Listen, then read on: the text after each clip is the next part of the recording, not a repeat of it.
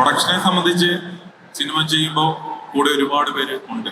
അപ്പം അവരാണ് അതിന്റെ പെർമിഷനും മറ്റു കാര്യങ്ങളെല്ലാം എടുക്കുന്നതും ചെയ്യുന്നതല്ലോ. അപ്പൊ അതുകൊണ്ടിട്ട് പ്രൊഡ്യൂസറെ സംബന്ധിച്ച് അതൊരു ബുദ്ധിമുട്ടല്ല. നമ്മുടെ ഒരു ടീം നമ്മുടെ ഒപ്പം ഉള്ളതാണ് ഈ സിനിമകൾ സംഭവിക്കുമ്പോൾ ഈസിയായി മാറുന്നത്.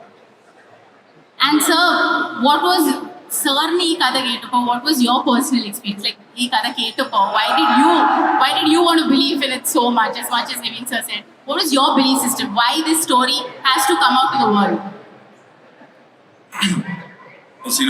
ഞാൻ സിനിമാ നിർമ്മാണത്തിലേക്ക് വരുന്നത് 2010-ലാണ്. ട്രാഫിക് എന്ന് പറയുന്ന സിനിമയായിട്ട്. Okay, one second. I'm so sorry. All of you have to. This is one of iconic memories and moments that have been created here. We have to know what goes through their brain that gives us this unique experience. So I request all of you to please listen. Yes, sir. Please continue. 2010-ലാണ് ഞാൻ സിനിമയിലേക്ക് വരുന്നത്. അപ്പം എൻ്റെ ആദ്യ സിനിമയായ traffic സിനിമയുടെ റൈറ്ററാണ് ബോബി സഞ്ജയ്.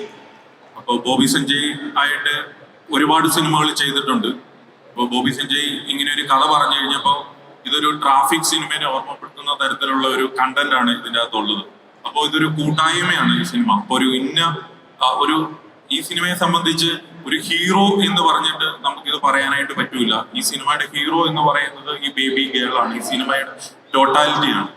അപ്പോൾ ഞങ്ങൾ ഈ സിനിമ എങ്ങനെ മാർക്കറ്റ് ചെയ്യും എന്ന് ഓർത്തപ്പോൾ അതിൽ പോലും ഞങ്ങൾക്ക് ഒത്തിരി ബുദ്ധിമുട്ടുണ്ട്. കാര്യം ഇതൊരു നിവിനെ നമുക്ക് പ്രൊജക്ട് ചെയ്ത് പറയാൻ പറ്റത്തില്ല. നിവിനാണ് ഹീറോ, പക്ഷെ എങ്കിൽ കൂടി നമുക്ക് നിവിനെ പ്രൊജക്ട് ചെയ്തുകൊണ്ടിട്ട് കാട്ടാനായിട്ട് പറ്റത്തില്ല. അപ്പൊ ഒരു ഓഡിയൻസിന് നമ്മളൊരു റോങ് മെസ്സേജ് കൊടുക്കുന്ന പോലെ ഇരിക്കും. അപ്പൊ പബ്ലിസിറ്റി നമ്മൾ അങ്ങനെ ചെയ്ത് കഴിഞ്ഞാൽ അത് റോങ് ആയി പോകും. അപ്പൊ അതുകൊണ്ട് ടോട്ടാലിറ്റി, ഇപ്പൊ ട്രാഫിക് എന്ന് പറയുന്ന സിനിമ എന്ന് പറയുന്ന എല്ലാവരും അതിൻ്റെ അകത്ത് ഒരു വലിയ പാർട്ടാണ്. മേജർ പാർട്ട് എന്നുള്ള കാര്യമുള്ളൂ ഇതിൻ്റെ അകത്ത് പറയാനായിട്ട് പറ്റുള്ളൂ.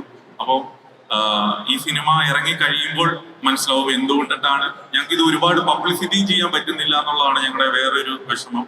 കാര്യം വേറൊരു സിനിമയ്ക്കാണ് ഒരു പാട്ട് നമുക്ക് ആദ്യം ഇറക്കി വിടാൻ പറ്റും, അല്ലെങ്കിൽ അതിൻ്റെ അകത്തുള്ള മറ്റ് കാര്യങ്ങളെല്ലാം നമുക്ക് റിവീൽ ചെയ്യാൻ പറ്റും. ഇതിൻ്റെ അകത്തെല്ലാം ലിമിറ്റേഷൻസ് ഉണ്ട്. കാരണം ഒരു ദിവസം നടക്കുന്ന ഒരു സിനിമയാണ്. അപ്പൊ അതുകൊണ്ടിട്ട് എന്ത് വിട്ടാലും അത് സിനിമയെ ബാധിക്കും എന്നുള്ളത് കൊണ്ടിട്ട് ഞങ്ങൾക്ക് കുറെ അധികം ലിമിറ്റേഷൻസ് ഉള്ളത് കൊണ്ടിട്ടാണ് ഇന്ന് മുതലാണ് ആക്ച്വലി ഈ സിനിമയുടെ ഒരു പബ്ലിസിറ്റി സ്റ്റാർട്ട് ആവുന്നത് പോലും.